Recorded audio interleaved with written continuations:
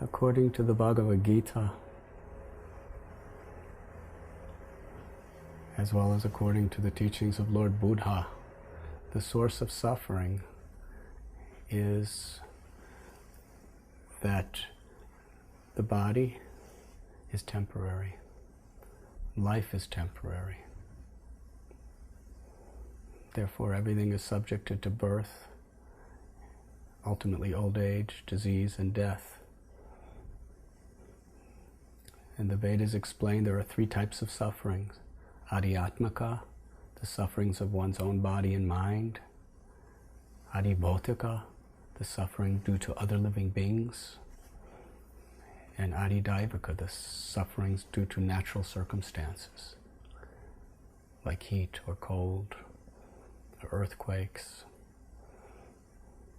And these sufferings are always there, potentially, at any moment, to this physical body.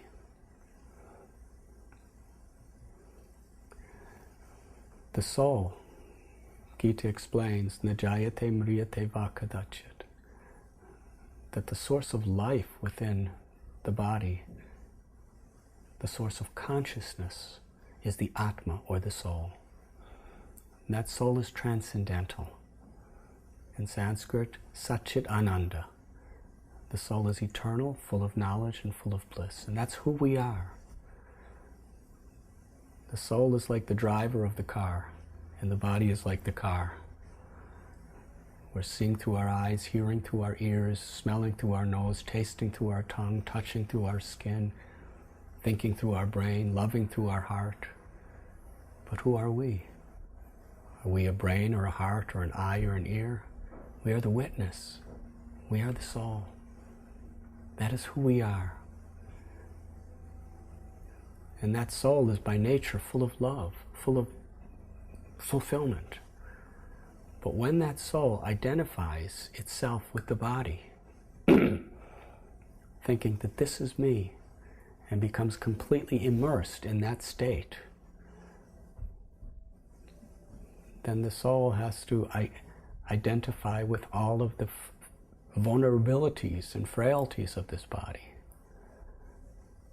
And that is the source of all suffering.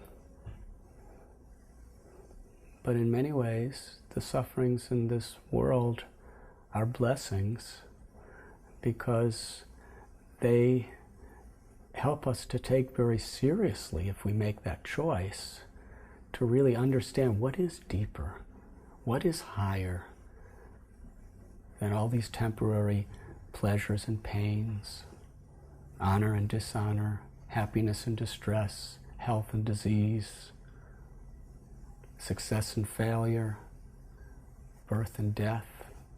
The nature of the world around us, it's constituted on the basis of dualities.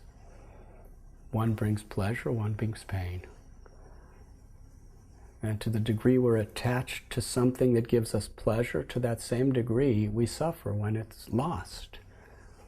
And ultimately, because everything is under the consumption of time, everything will be lost. So going through these experiences, thoughtful people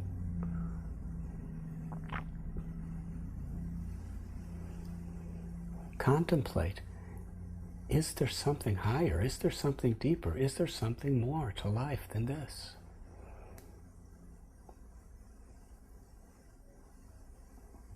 And all the great saintly teachers and all the great saintly scriptures, they are leading us in that direction, that there is something more. This world is just a temporary place, but this world can be a launching pad to help us to realize the inner treasures within our own heart. And it's usually the sufferings of this world that serve as an impetus for us to not just theoretically try to understand what is beyond, but to feel the urgent need to do something about it, to realize and experience the essence of the self.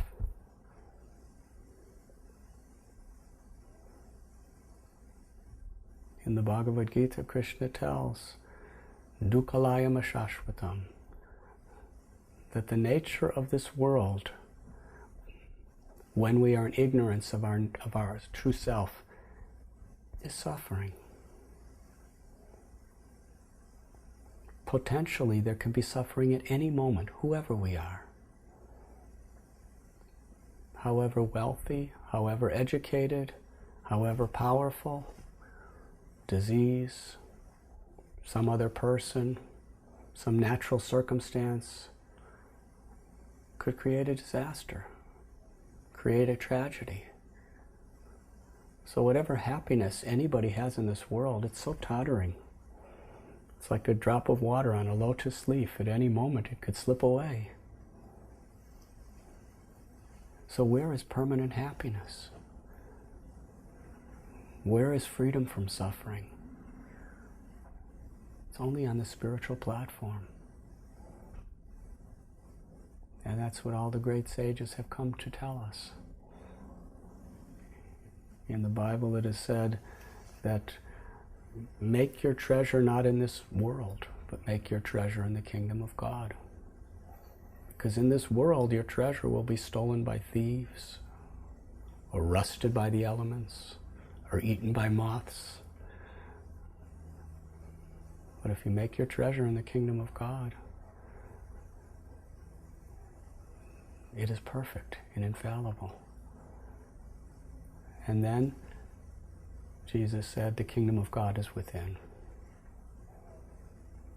And similarly, Lord Krishna tells in the Gita that one should find pleasure within. One should find satisfaction within. One should be enlightened and illuminated from within. That is a person of substantial quality life and real intelligence. We should seek that eternal reality beyond all the sufferings of this world